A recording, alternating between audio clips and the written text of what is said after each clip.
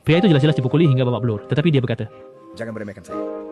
setelah selesai berbicara, dia mengayunkan tinjunya yang sebesar kantong pasir dan menyerang, tetapi hasilnya tetap tidak berubah. Dia jatuh berkali-kali dan bangkit lagi berkali-kali. Keteguhannya membuat pria kekar kehilangan kesabaran dan bersiap untuk menyelesaikannya sepenuhnya. Pada saat itu, seorang tentara tiba tepat waktu. Dia menarik pria kekar itu dan hanya dengan satu pukulan dan satu tendangan berhasil mengusirnya. Pria itu tidak hanya tidak berterima kasih, tetapi dengan tegas berkata, ketika dia melihat seragam militer di tubuh lawannya, matanya tidak bisa menyembunyikan rasa iri. Pria itu bernama Steve, tingginya kurang dari 1,5 meter, namun memiliki tekad untuk mengabdi kepada negara. Namun, tubuhnya yang kurus kering dan puluhan penyakit kronis menjadi kenyataan yang tidak bisa diubah. Ini adalah kelima kalinya dia ditolak dalam perekrutan militer. Sahabatnya Bucky menyarankan dia untuk menyerah. Medan perang jauh lebih kejam dari yang dia bayangkan. Tetapi dia berkata, Di sini medan perang gak ada pria yang mengorbankan nyawa. Saya tidak berhak melakukan lebih sedikit dari mereka. semangat mengorbankan darah sudah tertanam dalam dirinya. Kata-kata ini juga menarik perhatian Dr. Jin. Dia kembali ke ruang pemeriksaan. Meskipun tahu memalsukan dokumen pendaftaran militer adalah ilegal, sudah ada 5 kasus sukses, jadi satu lagi tidak masalah. Namun sering berjalan di tepi sungai, mana mungkin tidak basah. Dr. Jin mengeluarkan semua dokumen pendaftaran militer sebelumnya, mempertanyakan mengapa setiap alamat berbeda. Dia baru saja ingin membantah, tetapi Dr. Jin memotongnya dan dengan serius bertanya padanya. Apakah ini ujian?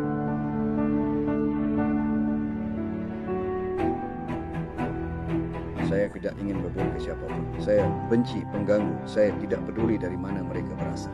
Melihat jawaban yang begitu tegas, Dr. Jin membuat pengecualian dan meluluskan permohonan masuk militernya, bahkan memberinya penilaian tertinggi. Begitulah, dia bergabung dengan pasukan. Tubuhnya yang kurus kering membuatnya tampak tidak cocok di antara orang banyak. Dalam pelatihan, bahkan untuk push-up sederhana, dia bisa menggerakkan sayapnya. Tali jaring yang mudah dipanjat orang lain, baginya sulit seperti mendaki gunung. Karena menderita asma, setiap kali berlari dia selalu berada di posisi terakhir. Saat berlari setengah jalan, pelatih menghentikan mereka.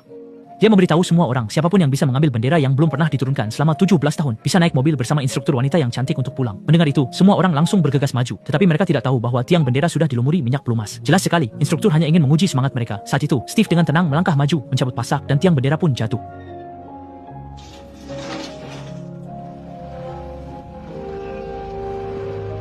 Dan justru karena operasi ini, membuatnya sulit bergerak dalam pelatihan berikutnya. Rekan-rekan sering mengejeknya sebagai jamur enoki dan kadang-kadang mengganggunya dalam pelatihan. Tetapi ini tetap tidak bisa menghentikan tekadnya untuk maju. Pelatih melihat Steve yang begitu lemah. Dia sangat bingung mengapa Dr. Jin memilih seorang gadis untuk masuk. Untuk membuktikan betapa tidak bergunanya Steve, dia mengeluarkan sebuah granat, menarik pin pengaman, dan langsung melemparkannya ke dalam kerumunan.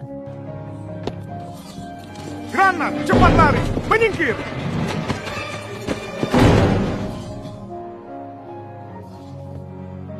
Melihat suara yang tak kunjung meledak, Steve baru menyadari bahwa itu adalah granat palsu. Tindakannya yang berani ini tidak hanya mengubah pandangan pelatih terhadapnya, tetapi juga memenangkan hati pelatih wanita Peggy. Dr. Jin bahkan memberinya kesempatan untuk menjadi prajurit super. Dalam perjalanan ke laboratorium, Steve terus menundukkan kepala. Di setiap sudut jalan di sini, ada bayangan dirinya yang dipukuli. Peggy bertanya mengapa dia tidak melarikan diri.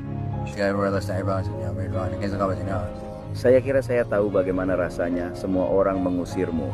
Maka kamu pasti pernah menari.